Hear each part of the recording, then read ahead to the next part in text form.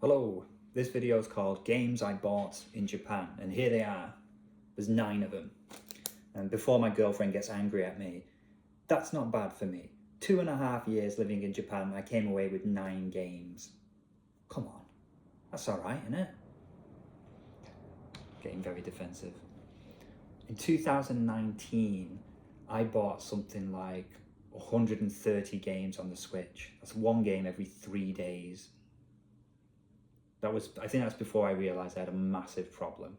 Recently, I calculated the length of my backlog. I went on how long to beat, and I took the shortest time. Like if you just do the main story of a game, like what's the quickest time you can complete a game in?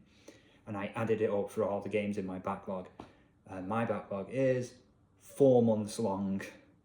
So I'm not saying that like 4 months from now, I could complete my backlog. No, that's impossible. That's 4 months of solid playing if I were to do nothing 24 hours a day, 7 days a week, except play games non-stop, probably not even accounting for loading times.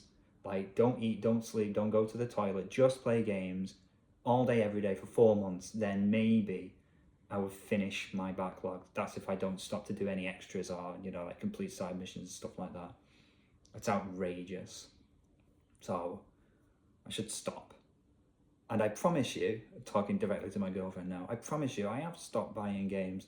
I'm not in Japan anymore. Nintendo have announced their price for Mario Kart Worlds, like $80.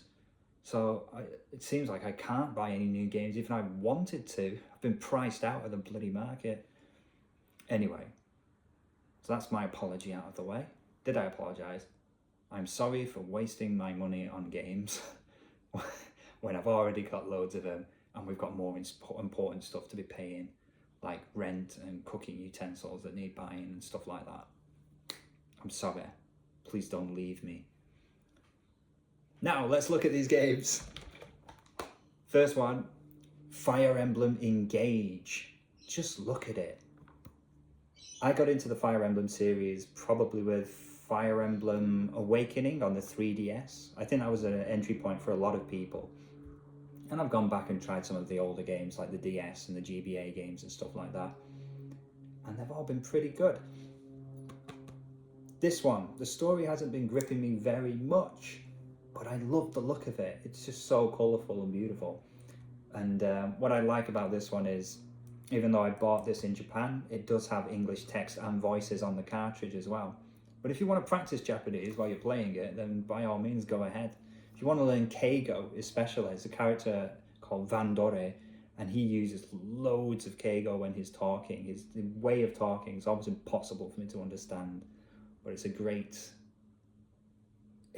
way of studying Japanese in an engaging way. Right, next game. Xenoblade Chronicles X. Do you like tutorials? I do. Xenoblade Chronicles X. I played a bit of this on Wii U, and like a lot of games, I'm finding it much easier to go back to them on the Wii. There's something on the Wii? On the Switch. There's something about playing games on the Switch. It's so easy to play games on the Switch and get through them. But I must say, the complexity of Xenoblade Chronicles X, and I'm all for games that have a bit of complexity in them, but they have to be designed smartly. They have to introduce their elements in a smart way so that you're not just sitting there reading 20 minutes of tutorials and remembering 10% of it. So that when you go to try to do something, you're like, what was that thing that the game explained 7 or 8 tutorials about? Why? What's my class and what's the difference between a skill and an art? And why did I choose a faction? What effect does that have on what I'm doing? And though I can complete other missions, and there's so many questions, but the core of the gameplay I do find enjoyable. So essentially what this is a game about exploring a planet that you've crash landed on. If I were to sum it up, that's it. So I like games that have exploration at their core. So I think I'm going to get deeper into this one. But my God, is it just tutorial upon tutorial. It might just be a symptom of the beginning of the game.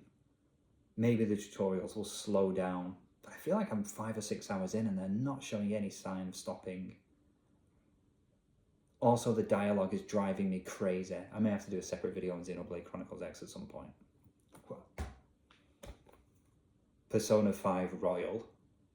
I really enjoyed playing the original Persona 5 back on the PlayStation 4, but it's a monster of a game. It's like 100 hours long, and Persona 5 Royal is like even longer than that.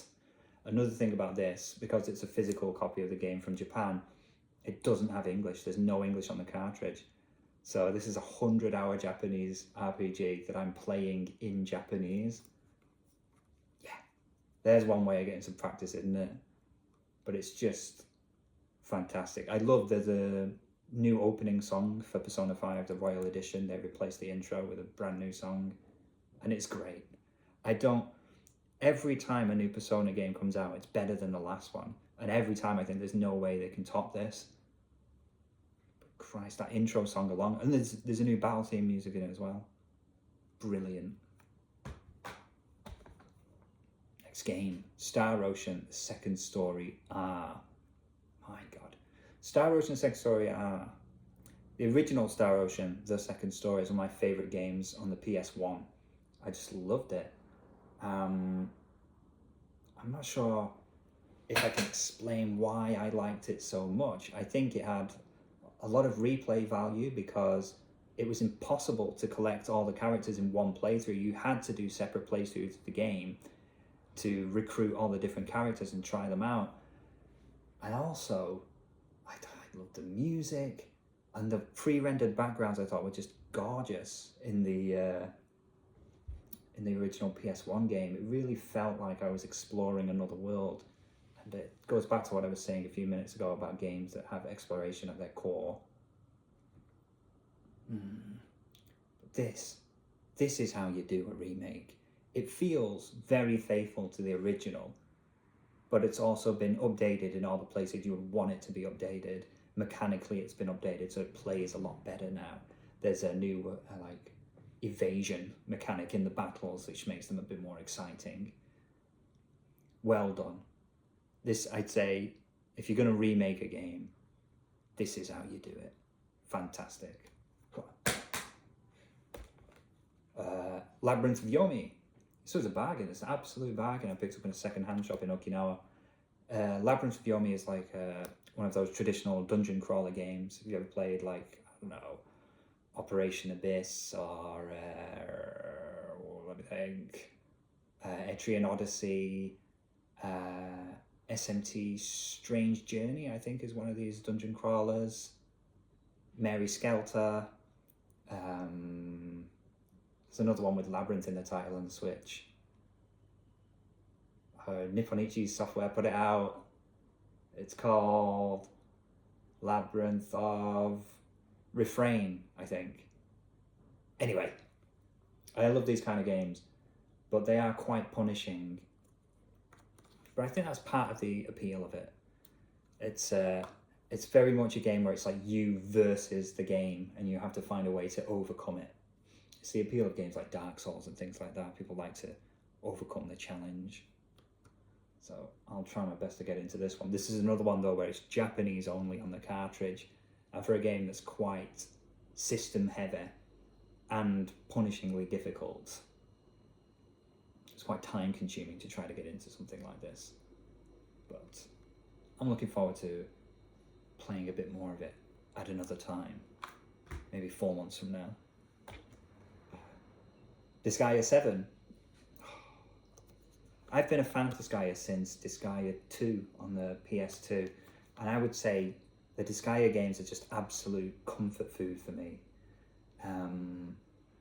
I'm aware while I'm playing that I'm wasting my time, but I enjoy it. I just enjoy picking a character and grinding up their equipment and seeing how far I can push their stats and taking on like the super bosses and stuff. Well, if you enjoy yourself, spend some time enjoying yourself, then you have not wasted that time. That's what I keep telling myself. There's a couch over there, and somehow I almost missed it. I thought I was just going to go clattering across the floor. Aha! Speaking of comfort food, EDF 4.1. This is a game I wanted to pick up while I was in Japan because I don't think you can get a physical copy of this outside of Japan. Not on the Switch, in any rate. My God. So EDF is just you versus an invasion of alien bugs like giant ants and spiders and wasps and things. It's tremendous fun.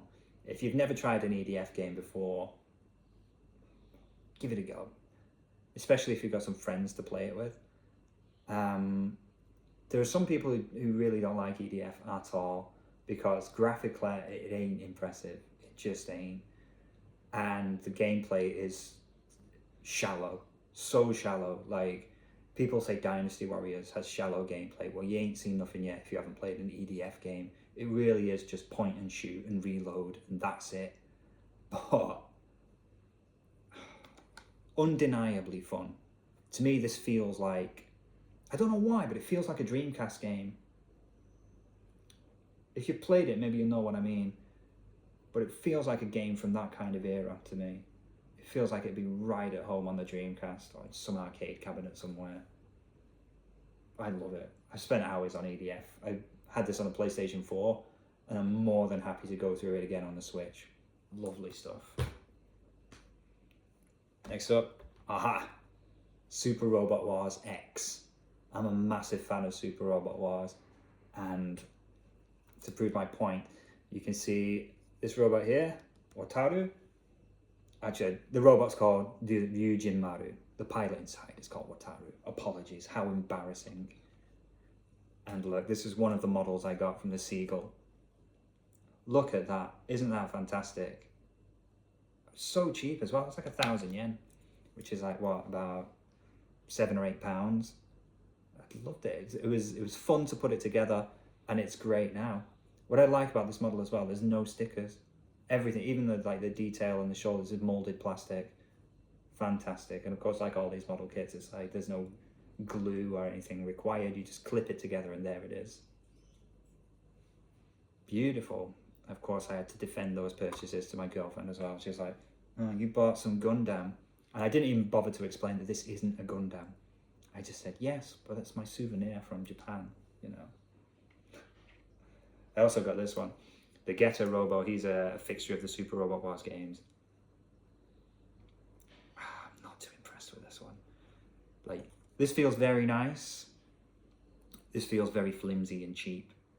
And price-wise, if anything, this one was a little more expensive. It's no good.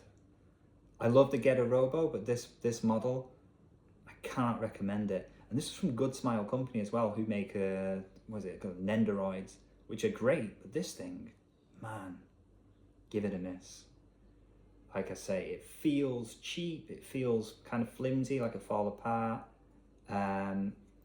This one transforms, but it kind of suffers from being a transforming robot. So you can pull it apart into its 3 separate pieces. I'm not going to do it. It's not worth it. But like, just to show you, like, here we go. And look at that. So that's part of the transformation. Look at these big ugly hinges on the side here to accommodate the transformation. No good. I just kind of wish it was more like a standard model. And I think the transforming part of it probably added to the price of it. I've regret over buying this one. It's got stickers as well. The stickers on his chest, they're even peeling away as we speak. What I might like to do at some point, if I can get to a point where I've got a little bit of money to throw around once again, you know, once I've got a job or something, I'd like to get a couple of paints and see what I can do with this thing, see if I can make it look any better. And I could use this as a test case, because if it works, if I could do it, if I don't mess it up, then next I'll turn the paints on this guy. He looks good enough already for me, but I reckon we can do a little better. Oh, good stuff. You just go down there nice and safe.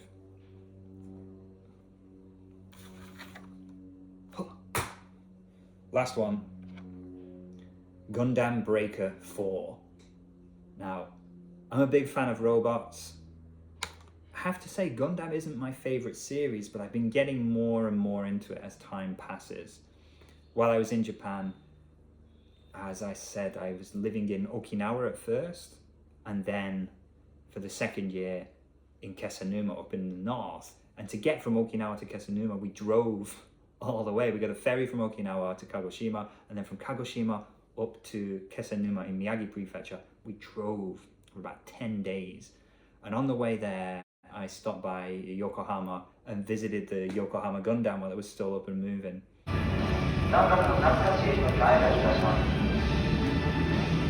Not far from a Yokohama Gundam, I went to an animation museum and picked up this magazine, Mobile Suits, and it's just full of like incredible artwork and details from all the. Let's see, how do I do this? There we go.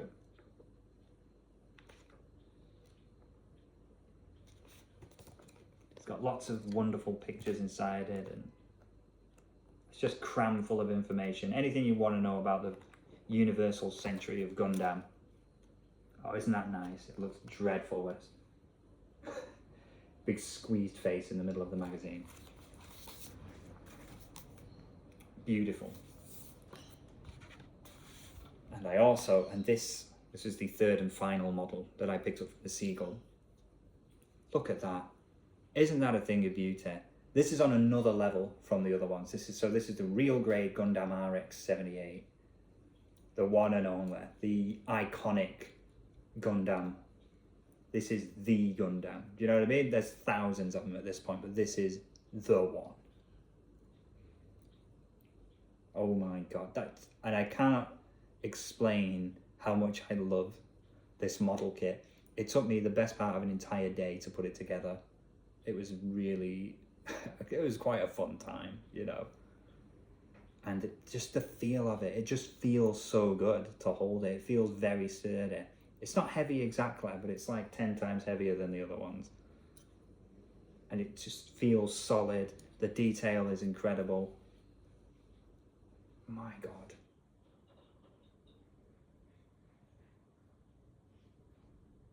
Look at this thing. Anyway, so it's a nice compliment. Can we pop him down somewhere?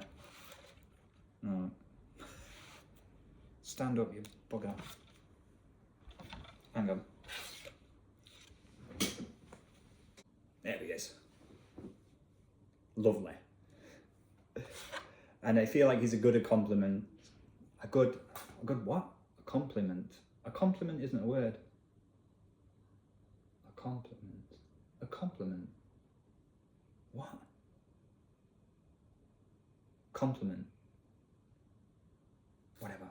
Anyway, I feel like he complements this game very well. I like having them together on my shelf along with my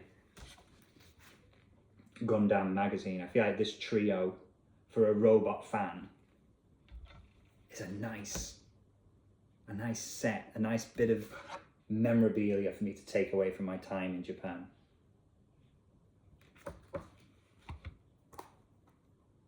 It's one little extra bit. So in Japan you can buy these little what do you call it? Little biscuits, little sweets in these foil wrappers. So inside you get a wafer biscuit and a sticker. And there's all sorts of themes from, you know, you can get Dragon Ball, or JoJo's Bizarre Adventure and stuff like that. And of course you can get Gundam. And I bought one of them, just one. And it costs like 100 yen, so it's nothing. It's like £1, not even. But I thought, if I start buying these, I'll start trying to collect the stickers and it'll be a nightmare. So I promised myself, all right, I'll just get one and see what I get. The sticker that I got from inside, there he is. Look at that. Domon Kashu from G Gundam. Excellent. And the God Gundam. I couldn't have got a better sticker. I love G Gundam. And here he is, the main man, the King of Hearts himself. Look at. So if I would have got a character I didn't give a toss about, I wonder if I would have been able to stick to my promise to myself not to keep buying loads and loads of packs looking for a great sticker. Lucky boy. Anyway, that's it. That's all the games that I came back from Japan with.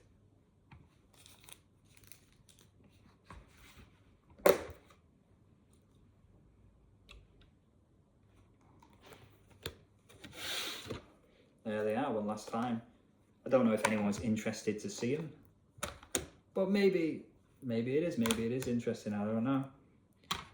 I enjoy having a look at it. I like lists of things. I like the fact that I'm holding the cases all the wrong way up for this ending.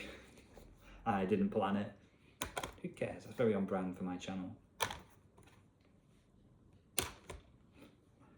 There we go. Hopefully, I may even get around to playing these games sometime. Remember, that's what gaming's all about. Not just buying games, but playing them. Keep trying to tell myself.